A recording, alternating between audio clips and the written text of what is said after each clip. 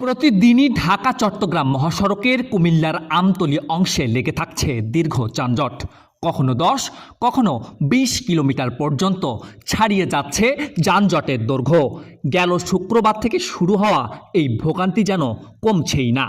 সড়কের গতি কমে যাওয়ায় দুর্ভোগে পড়েছেন দূরপাল্লার যাত্রী ও চালকরা। টিকতো না, এটা আমরা 4-5 দিন টিকবো। বৃষ্টি এলে আরো জ্যাম বাড়ে, রাস্তাটা ঢালাই করতে হইব।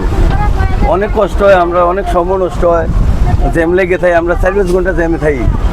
ঢাকা উদ্দেশ্য 8 ঘন্টা 9 ঘন্টা লাগে যেখানে এখানে যাত্রীরা কত মানুষের ফ্লাইট মিস হয়েছে। এবারে এই কালকে ফ্লাইট মিস, আজকে ফ্লাইট মিস, সবাই যাত্রী বলে মানুষের আর মানুষের দিন তো দিন মৃত্যুবন্ধ একটা লাশ আনন্দ না, একটা রুগী আনন্দ না, এরকম দেশের এরকম পরিস্থিতি কেমন হইব?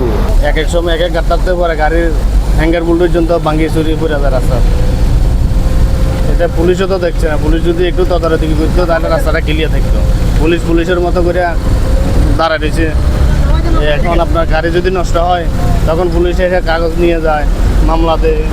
সরকারের কাছে এবং কর্তৃপক্ষের কাছে যে এই রাস্তাটাকে গুরুত্বপূর্ণ মনে করে এখানে শত শত স্কুল, কলেজ, ব্যাংক, বিমা বিভিন্ন প্রতিষ্ঠান আসা যাওয়া এবং যাত্রীদের ভোগান্তির কথা চিন্তা করে এই রাস্তাটাকে অবশ্যই খুব দ্রুত সময়ের মধ্যে এটাকে সম্প্রসারণ করা হোক, 8 থেকে 10 লেন করা হোক। মহাসড়কের বড় বড় গর্তে ইট বালু ফেলে চলছে অস্থায়ী সংস্কার। এ কাজে ব্যয় হচ্ছে প্রায় কোটি টাকা। কিন্তু প্রশ্ন উঠছে, এই মেরামত কতটা টেকসই? কারণ সামান্য বৃষ্টি হলেই পানি আর যানবাহনের চাকার চাপে সরে যাচ্ছে ইট বালু।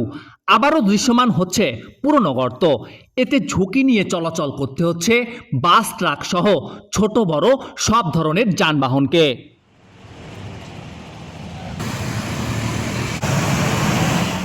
প্রতি বছর একই জায়গায় কেন তৈরি হচ্ছে এমন গর্ত? অস্থায়ী সংস্কারই বা আর কতদিন চলবে দেশের অন্যতম ব্যস্ত এই মহাসড়কে?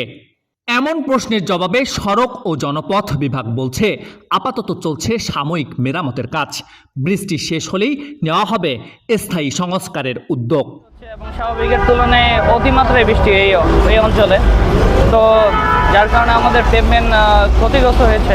আমরা এই সার্বিকভাবে সর্বাত্মকভাবে আমরা চেষ্টা করে যাচ্ছি যে আমাদের মহাসড়ককে যান চলাচলের উপযোগী এবং মানুষের কীভাবে কষ্ট লাঘব করা যায় তার জন্য আমরা প্রতিনিয়ত রাত দিন আমরা চেষ্টা করে যাচ্ছি। ইনশাল্লাহ আর সামনের 2-3 দিনের মধ্যে আশা করি পুরোপুরি যান চলাচল স্বাভাবিক হয়ে যাবে, কাজ সমাপ্ত হয়ে যাবে। প্রয়োজনের তুলনায় অপ্রতুল বলা যাবে না, কিন্তু বৃষ্টিটাই মূলত সবচেয়ে বড় ক্ষতির কারণ। এখানে ড্রেনেজ ব্যবস্থার সমস্যা।